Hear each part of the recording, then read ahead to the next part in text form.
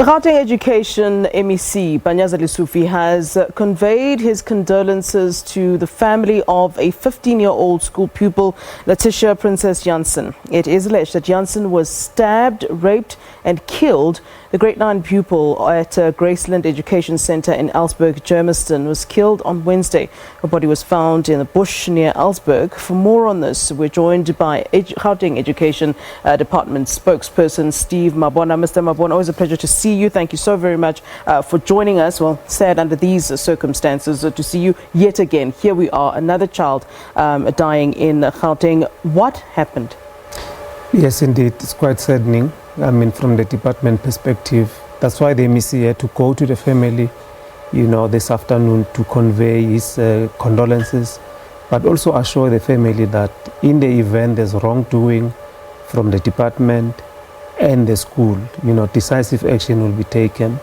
We are told that many learners were left behind of our scholar transport, and because the time was changed, it's a new time was then introduced, and all of a sudden learners were left behind because they were accustomed to a certain time, and now time has changed and they were left behind while walking back home. So this learner found herself left behind because she told her peers that my bag is heavy and I need to fix my books, so you can leave me. So they carried on walking? They carried on walking, yeah. But that was the last time they saw her. Yeah. And the grandparent was concerned, and she started actually panicking later in the evening when the child is not coming back. So Laticia didn't arrive at the school at all that day? Definitely. When on the following day, she then went to school to report the child missing. And the school confirmed that the child was absent from school. And she started at the police station where she wanted to open a case, but then reluctantly police could not assist her because they said they need a photograph of the child. And she then rushed to school to report this matter. And as a department, we really need to understand from the school perspective, if a child is reported missing, what do you do? I mean, they should have assisted probably the parent to say, go to the police station, get that photograph, because she said to the police, I have a photograph, but it's in the phone, can't have a copy. Then the case was not opened at that time, which is quite sad. But where we are sitting, we really need to understand on what transpired. Yeah. She then had to go and mobilize the neighborhood. They took 3 dogs on Friday morning to go and search for the child in the bush, and unfortunately they found the body there, stabbed, raped, and that gruesome discovery. The grandparent had to find that. Yeah. It's quite sad indeed. So at this point, it does seem that looking from a preliminary point of view, that the transport system that is linked to the education department may indeed have to take some blame for having changed the times that they were supposed to be fetching the learners from home and transporting them to school, which then resulted in some of the learners missing this transport and having to then walk to school. What kind of repercussions would we be looking at if indeed it is found that there wasn't a proper reason as to why the change was made in the first place? Look, it's even unfortunate because it's quite a distance for them to can walk to school. Yeah. So they had to walk back home, which is quite sad. But we promised to investigate on what transpired because we don't know. Our investigation must also understand on what transpired between the driver or the scholar transport owner. What is it that they know according to that? Because this is a complaint that we received from the community to say all of a sudden we have a new time and the learners are not accustomed to that.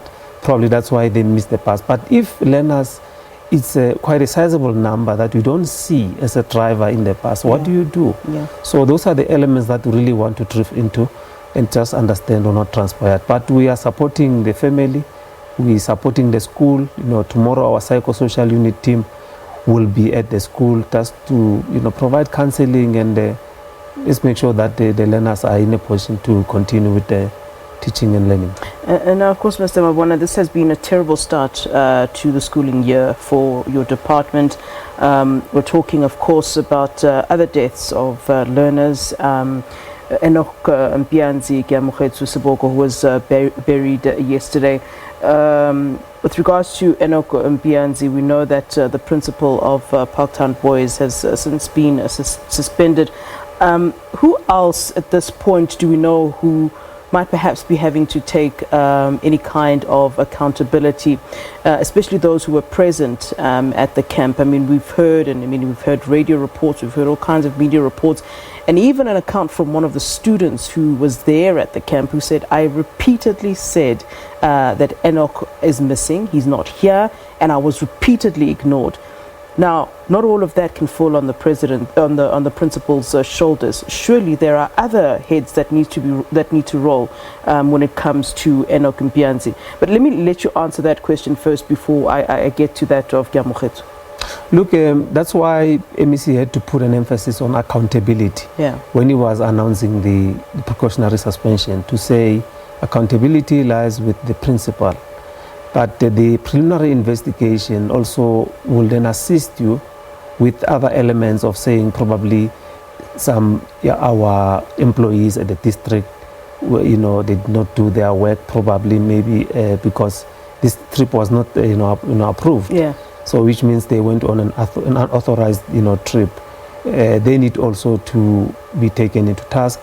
And also the educators that were supposed to be looking after the children, because educators need to be there and they are assigned specific roles. So hence we said the investigation, the independent probe, will then assist us on all other people that need to account. But on accountability, MEC had to make a decision on the principal. Now I want to talk about Giamogetsu Sobukwe. Now, what was quite disturbing when we heard reports about the incident at Beckersdale, where Giamogetsu was said to have drowned, but the mother spoke about her son's body having bruises. Spoke of her son's underpants were not on at the time that she was found dead in the pool. What are the investigations leading to at the moment? I know that she had to hear the results of the post-mortem report. Are we able as the public to get any further information? I mean, why I'm asking you this is because there's certain sort of a highlight when it comes to bullying and the bullying culture at schools. And when you look at a case like that, the first thing one could think of is, was there some kind of a bullying situation? Look, indeed, MEC has already undertaken that on Tuesday. He will be in a position to present the preliminary report, but he will have to share that with the family first, and then he will announce on the action that will be taken. And moving forward, we'll also have to wait for the independent probe to also complete. But indeed, action will be taken on Tuesday. There's a report already that will be giving him an indication on what decision to take from there. So we'll then have to give him an opportunity to do that by Tuesday, and we'll take it from there. All right, thank you very much, Mr. Steve Mabona, spokesperson of the Gauteng Education Department. Thank you so much for giving us your time on this Sunday evening. Thank you. All right.